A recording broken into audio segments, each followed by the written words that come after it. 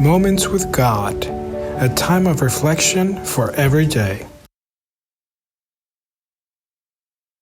November 27th. Weak and strong at the same time. Therefore I take pleasure in infirmities, in reproaches, in necessities, in persecutions, in distresses for Christ's sake. For when I am weak, then am I strong.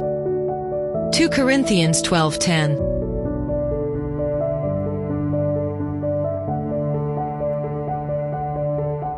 A great woman of faith in the 19th and 20th centuries was Ellen Hammond. Born to Methodist parents, she lived at a time when all Protestant churches were in religious turmoil over a new doctrine, the judgment of God and the second coming of Christ.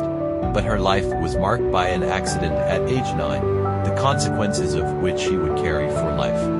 A rock thrown by another girl fell on her nose, causing temporal lobe epilepsy. But she was a devout woman of faith and was baptized into the Methodist Church at age 13.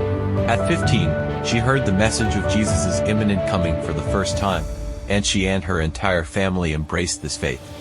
But things didn't turn out as they had hoped, but she nevertheless dedicated herself to serving God.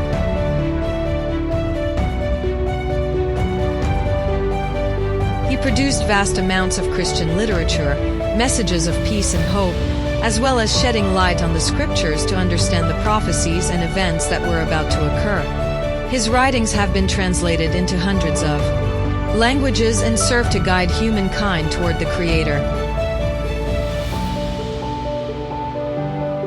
A woman who never even finished school, how could she produce so many writings that astonish even the most erudite?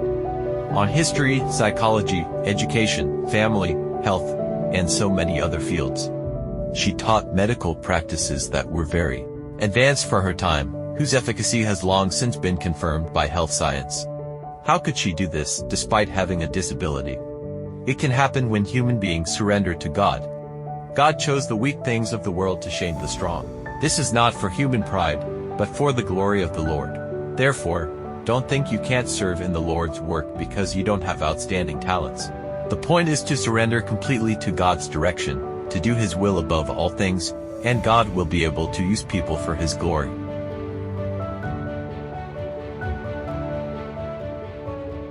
Enemies are everywhere, ready to stop us in our progress. They hate God and all who follow Him and bear His name. But those who are our enemies are also the Lord's enemies, and though they are strong and cunning, the captain of our salvation, who leads us, can overcome them. No matter how weak you may be humanly, strength, wisdom, and power come from God. Battles of faith are not won by our own means, but by the Spirit of the Lord. Helena Hammond shone with her dedication, service, and devotion, and God was able to use her as a servant for His service.